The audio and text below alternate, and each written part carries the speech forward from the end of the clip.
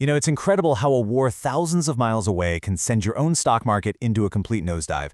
But what if that shock? What if that was the exact wake-up call South Korea needed? Today, we're going to look at how a crisis of volatility is actually forcing a long-overdue pivot, one that could reshape our entire economic future. Okay, so let's get right into it. To really get what's happening, you have to follow the chain reaction. And that first link in the chain, the place where most of us felt the initial jolt, was of course the stock market. The second that news of the conflict hit the wires, the KOSP reacted, and it reacted hard. Now, this wasn't just a case of investor jitters. No, this was the market pricing in a very real, very physical threat to the absolute core of South Korea's industrial machine. And you can see that volatility right here on this chart. The KOSPI had been climbing, looking strong, hitting 6,300 points. Then, bam, the war breaks out and it just plummets all the way down into the low 5,000s. And that's not just a line on a graph. That represents months of growth and investor confidence completely wiped out in just a matter of days. This initial plunge, well, it created this massive cloud of uncertainty. But the real reason for the panic wasn't just about market sentiment. The market was actually reacting to something much deeper, a physical vulnerability sitting right at the heart of the Korean economy. So here's the real reason the market panicked.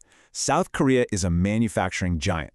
Our world-class cars, our ships, our semiconductors, they all depend on factories that run on one thing, imported oil. And with this conflict flaring up, the main artery that supplies all that oil was suddenly at risk of being completely cut off. This question alone must have sent shivers down the spine of every single economic planner in the country. A blockade of this critical choke point, where a huge chunk of our oil passes through, that wouldn't just be an inconvenience. It would be a catastrophic blow to our entire industrial core. This slide really breaks down that chain reaction of our structural weakness, right? With Iran threatening the strait, our heavy reliance on that oil becomes a massive, massive problem. That means our factories, the ones making everything from petrochemicals to cars, they could grind to a halt. Energy prices for everyone would spike, the entire engine of our export-driven economy could just seize up. But here's the thing, the government didn't just sit around and wait for the worst-case scenario. Faced with this impending crisis, it launched a swift, high-level diplomatic mission. The goal was crystal clear: secure our energy lifeline no matter what. So a special envoy was sent on this whirlwind diplomatic tour. And you can see the results here. First, they secured oil from Kazakhstan that completely bypasses the Strait of Hormuz. Then they got new commitments from Oman and worked out a deal with Saudi Arabia to ship oil from their Red Sea ports instead.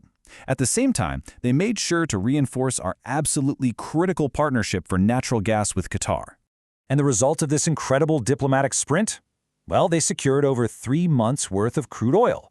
And on top of that, a month's supply of naphtha, which is a key material for our industries. This gave us a vital buffer, it helped stabilize the market, and most importantly, it kept the lights on in our factories. The immediate crisis was averted.